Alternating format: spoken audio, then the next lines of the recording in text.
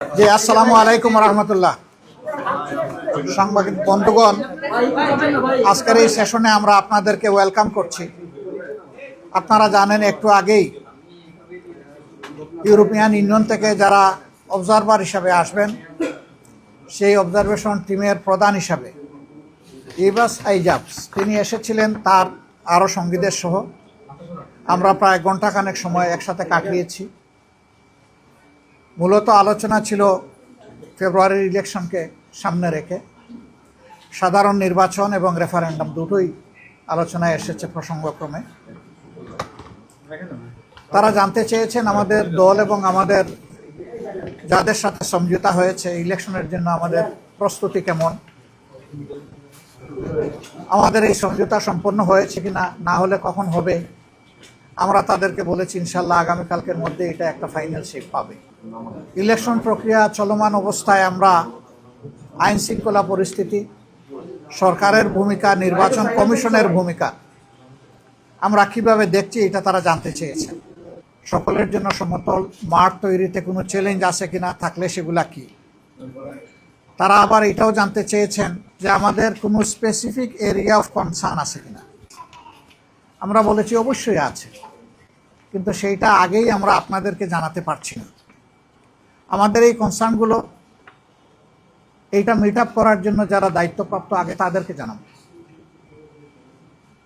প্রধানত নির্বাচন কমিশন, এবং নির্বাচন কমিশনকে অর্থবহ সহযোগিতা দেওয়ার দায়িত্ব হচ্ছে সরকারের। আমরা এই দুই অথরিটিকে জানানোর পরে আমরা যদি সমাধান পেয়ে যাই, বাইরে কাউকে আমরা জানাবো না। কিন্তু যদি আমরা সমাধান না পাই, তাহলে আমরা এটাকে অবশ্যই জনগণের জানার অধিকার আছে, আমরা জানাবো, তখন আপনারাও জানবেন। তারা এটা জানতে চেয়েছেন আগামীতে যদি আমরা সরকার গঠন করি তাহলে আমাদের রিলেশন দুনিয়ার বিভিন্ন দেশের সাথে কেমন হবে, আমাদের নাইবরদের সাথে কেমন হবে। আমরা স্পষ্টভাবেই বলেছি যে বিশ্বের সবগুলা শান্তিকামী, সভ্য এবং গণতান্ত্রিক রাষ্ট্র যেগুলো আছে সবার সাথেই আমাদের সম্পর্ক থাকবে, বন্ধুত্বের সম্পর্ক। যারা আমাদের প্রতিবেশী তাদের সাথে অবশ্যই প্রতিবেশীসুলভ সম্পর্ক আমাদের থাকবে, এবং আমরাও প্রত্যাশা করব তারাও আমাদের সাথে প্রতিবেশীর মতোই আচরণ করবেন। সেই আচরণটা হবে পারস্পরিক শ্রদ্ধা এবং সমতার ভিত্তিতে। আমরা কোনো ক্ষেত্রেই কোনো অসমতা দেখতে চাই না। আমাদের ফরেন পলিসির ব্যাপারে, রিলেশনসের ব্যাপারে আমরা বলেছি যে আমরা কোনো নির্দিষ্ট রাষ্ট্রের দিকে ঝুঁকতে চাই না, বরঞ্চ সারা বিশ্বের সাথে বন্ধুত্ব আর সমন্বয় রক্ষা করেই আমরা আমাদের দেশকে সামনে এগিয়ে নিতে চাই। তারা এটা জানতে চেয়েছেন সমাজের কোন সেকশন আমাদেরকে সাপোর্ট দিচ্ছে বেশি।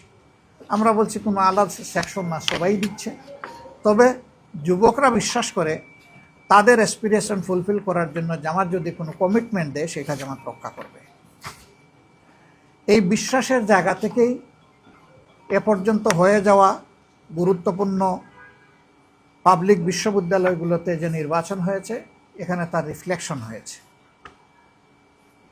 যুবশক্তির সেখানে রিফ্লেকশন দেখা গেছে।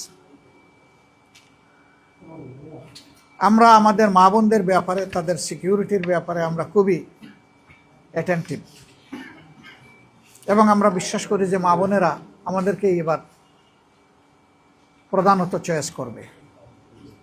এর লক্ষণ আমরা ইতিমধ্যে দেখতে পাচ্ছি। আমাদের বোনদের, মায়েদের নির্বাচনী প্রচারণায় বিভিন্ন জায়গায় বাধা দেওয়া হচ্ছে, এমনকি হেজাব খুলে নেওয়ার ঘটনাও ঘটেছে। ঘোষণা দেওয়া হয়েছে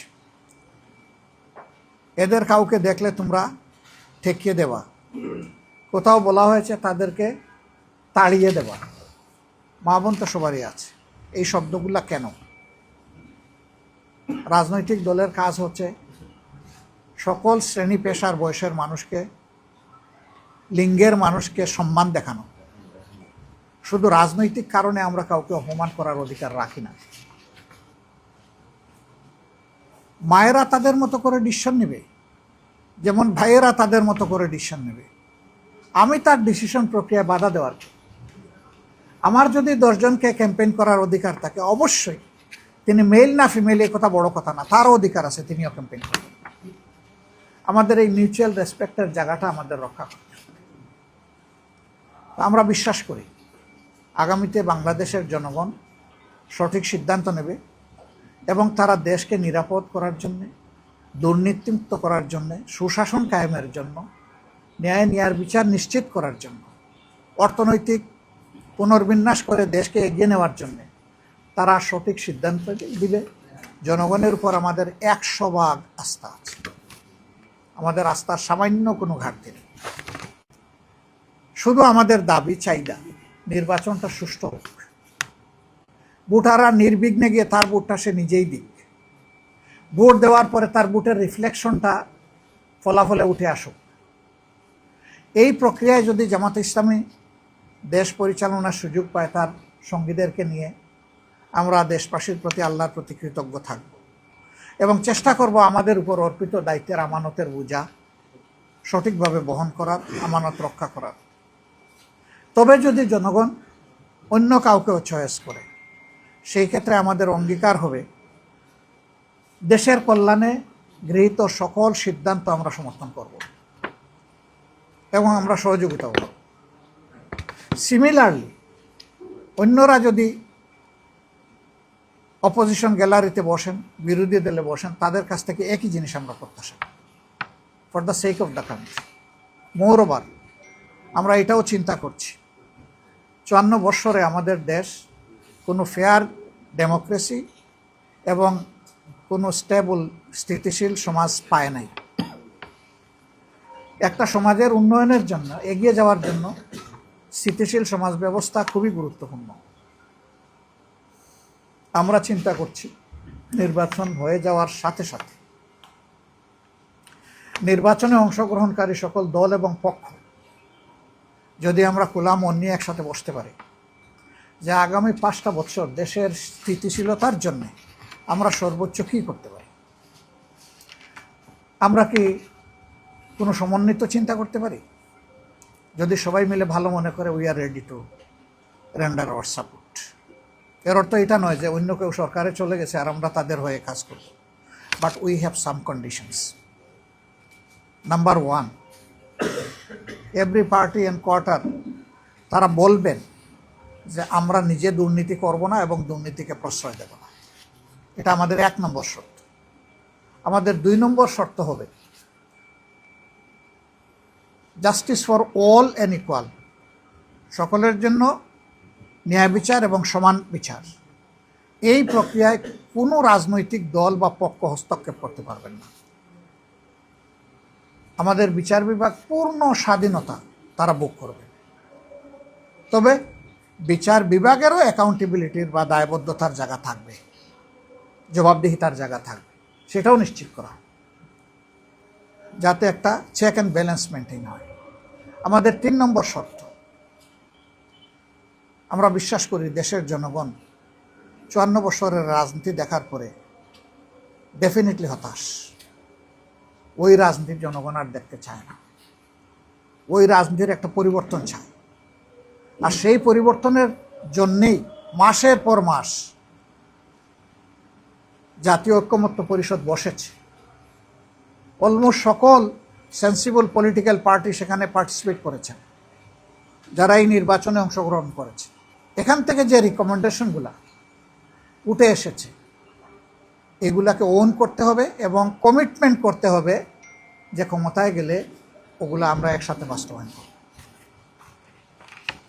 এই সংস্কার বাস্তবায়ন, ন্যায় বিচার নিশ্চিত এবং দুর্নীতি বিরোধী অবস্থান, এটা যদি পরিষ্কার হয় আমরা সকল জায়গায় সব ধরনের সহায়তা করার জন্য আমরা প্রস্তুত। আপনারা ভালো থাকবেন, আরও আপনাদের সাথে আমাদের অনেক কাজ হবে। আমরা চাই আপনাদের খোলা চোখ সজাগ থাকুক, কেউ যাতে আমাদের প্রত্যাশার এই নির্বাচন, এখানে উপস্থিত যারা আমি বিশ্বাস করি 80 আপনারা জীবনে একটা ভোট দিতে পারেন।